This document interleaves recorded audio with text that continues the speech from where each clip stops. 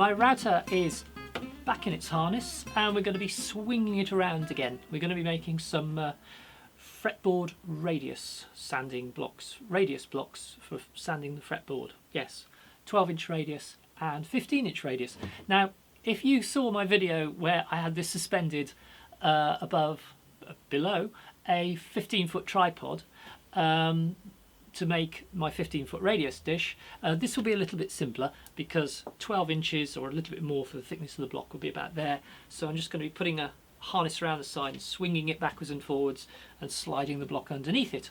And I might try two different ways, either swinging it backwards and forwards, moving the block, swinging it backwards and forwards, moving the block, or just holding it in one position and pushing the block through, which might be a bit quicker. We'll see. Might try both ways. I have my very crude plans, but I have a cut list, so let's go and cut some wood.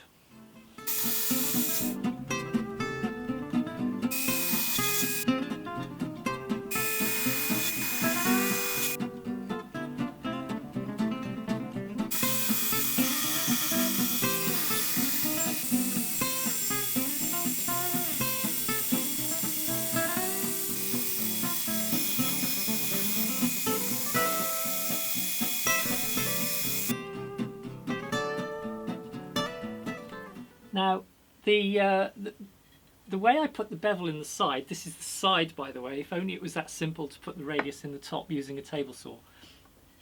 I'm sure it will cause a few comments about not using a table saw safely, but it really was a very simple way of putting a nice little channel in the sides, and it creates a really comfortable grip. So brilliant. I didn't even have to remove the riving knife. It was a very easy thing to do, and I was using push sticks, so as far as I'm concerned that was safe. 75 millimeters wide, I think 42 millimeters thick, by 300 long. Now what we've got to do is route a perfect 12-inch 300 millimeter 305 millimeter radius in the top. Oh, and 15 inches for that one. 400 millimeters, something like that. So let's see if all of these pieces of wood fit together according to plan.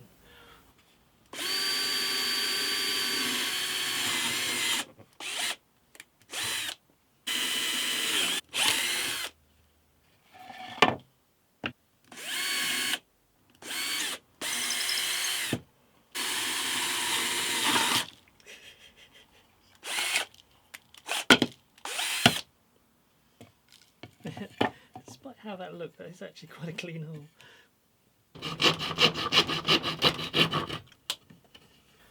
That was a little bit fiddlier than I'd hoped, because I've got to allow access to these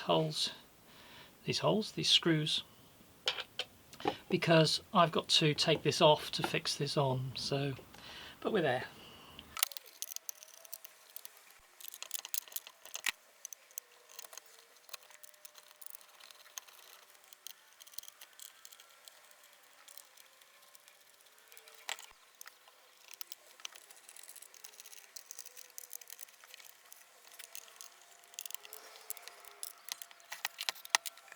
I was going to fix this here, and still will, for rigidity, but I've realised I can't just screw this firmly in place because it will make it very awkward to take this apart. So what I need to do is I need to use a threaded insert on the one side so that that can be unscrewed, and then I'll just use screws on the other side.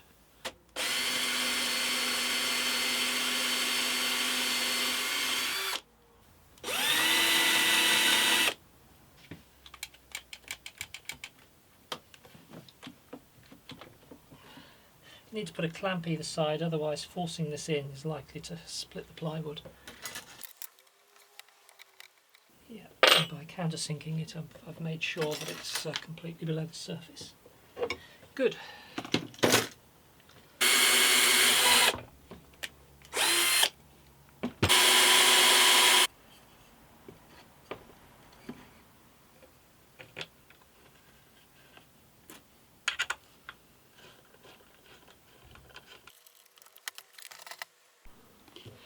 I'm going to try this screw sink bit. It's a number 8, which it says 8mm, but I don't think those two numbers are related. The number 8, I think, does correspond to a 4mm screw. I wish we could just use metric across the board, but here we go. I couldn't find a metric one in my local store. So this drill, though, does look a little bit wider than I'd use for what is quite a thin screw. So I'm not going to go in all the way and just let this find its way for the last bit and hope that works. Let's hope it provides a good firm hold.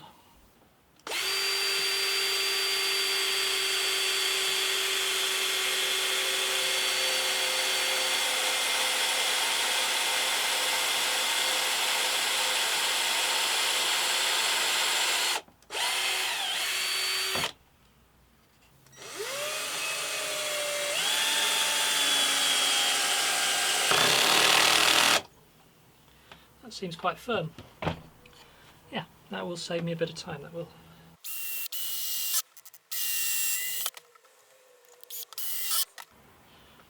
That'll be your 15-inch radius, or 480 480mm. I'm still trying to work this out. 380mm. There we go, 380mm.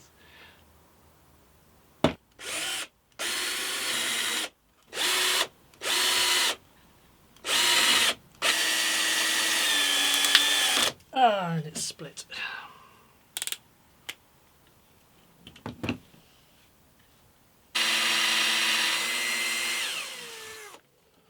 I'm going to clamp this because I fear splitting the wood, and I'm only putting one screw in. Drawback with this bit is you have to go quite a distance through, and it doesn't pierce the hole the other side. So it's not really meant for 18mm of plywood. Let's see how that goes.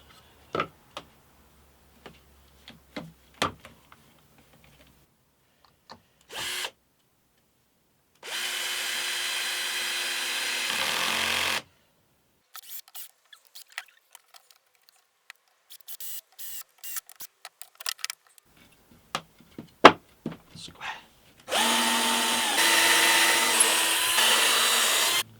I've just tacked this together, just put one screw in each side just to hold it in place while I drill the other holes.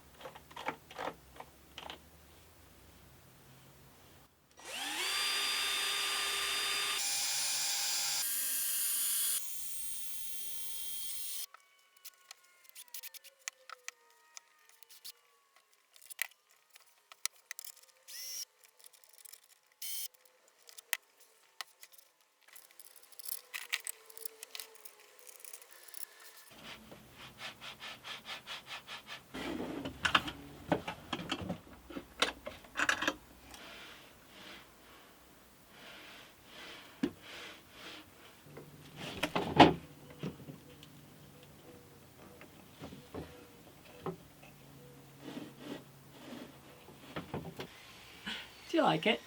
I'm ready to go. There are two ways I could do this. I could swing the bit backwards and forwards and then move the work gently forwards by half the width of the bit or whatever, just so it all overlaps. Or I could set the bit, push the work right the way through, move it very slightly and bring it back. But I think that way is likely to produce little ridges. No matter how many passes I do, the more passes the better, but I don't think I'll ever quite get rid of tiny little ridges in the work, whereas this way I think will produce a much smoother result, providing there's no flex on the top here, which I don't think there will be. This is remarkably solid. I did wonder whether I should have it supported this side as well, but the whole thing seems to be very rigid. So I think I'm ready to go. I may have to adjust the height slightly. I've got the bit set, I think, at the right height, but I'll just do a very slight nibble at the end of it just to see whether I've got it exactly in the right position. The fences might have to be moved, but I think I've got them set up so the whole thing is central. We'll see. There may be a little bit of adjustment. If I have to adjust it vertically, I've only got this clamped. I haven't got any adjustment mechanism here, up and down. And that's fine. I didn't want to make this too sophisticated. I may improve this design later if I want to hold the router rigidly above the table as a pin router, or doing the binding. I'll probably do the binding of the guitar on the router table, but I may reuse this for other purposes later, in which case I might want to have a fine adjustment mechanism up and down. Adjusting this, I will only have to adjust it within the router 1 millimetre or so either way, which means this won't be exactly 15 inches. Oh, why am I using the term 15 inches? What did I say, 450 millimetres was it? I can't remember. But I could be 1 millimetre or so out either way. I don't care about that. I'm not going to be selling these blocks. They don't have to be a precise radius. It's just as long as it's fairly close to 15 inches and 12 inches on the lower pivot, then I'm happy. Yeah, so I'm ready to go. I think the only thing I've got to remember is to make sure to keep the block held firmly to the bench, because if the block lifts even slightly, I'll ruin the work. So no pressure then. Let's give it a go.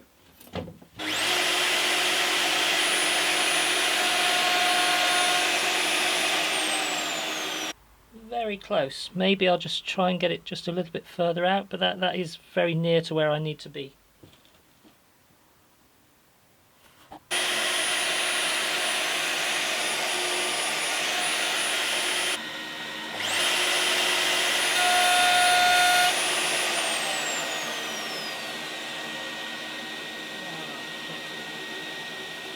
I think I've got that right now. You can see I had a bit of an abortive attempt, the first one. I think I actually let the block rise a little bit, so I've got to be really careful, but that's a nice smooth result, so I should be able to just go along it. Let's see how it gets on.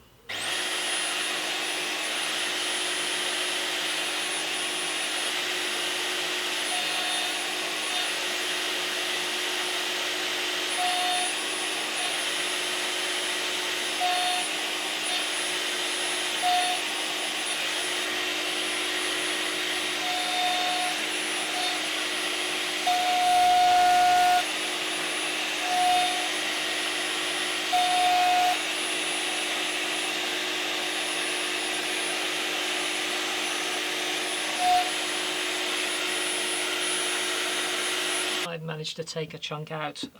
When I turned it round, I hadn't got it pressed down properly. I'm going to have to. I was worried about getting my fingers in the way, so I switched ends and the thing raised, which was the thing I said I really needed to concentrate on doing. I'm just going to fill this in and then do it again from the other end, and hopefully the two sides should meet up and we'll get a nice smooth result, hopefully. So we'll just apply a bit of super glue. My super thin super glue, which is suddenly not very thin, unfortunately. It's thickened up, which I think is a sign I need to get more. Yeah, this isn't very good super glue for doing this.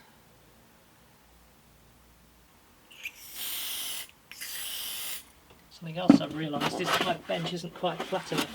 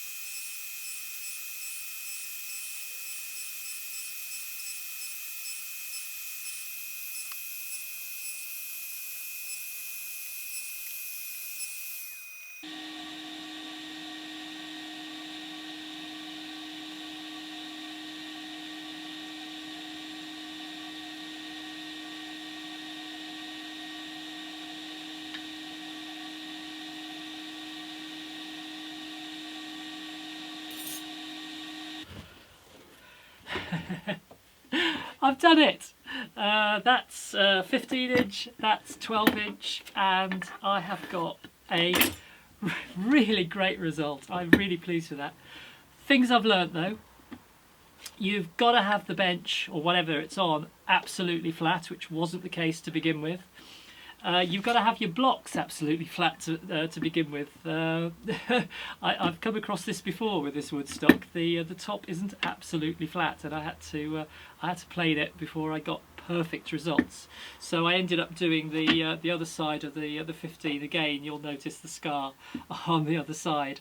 I did a little bit of filling there. Oops! But the second time through, perfect. I'm really pleased. And the 12 inch, which is the one I really want, it just worked first time. You have to go in one direction only. Unless you've got it absolutely centered, you can't turn the block around. So feeding it through and then pushing it and then having to pull it through the other side, little bit awkward, but I got it. So there we go. It's very hot in here. I'm a complete mess. It's 35 degrees in here. It's the hottest late August for decades. So, but I've got it. I've achieved. So, would I recommend this method to others? It depends whether you want to save money on the blocks. I haven't spent any money on this. I've used just materials I've had lying around. It's maybe taken me 6 or 7 hours, but I've got there. So, yeah. So we'll see you in the next video. Click like, subscribe, share, comment.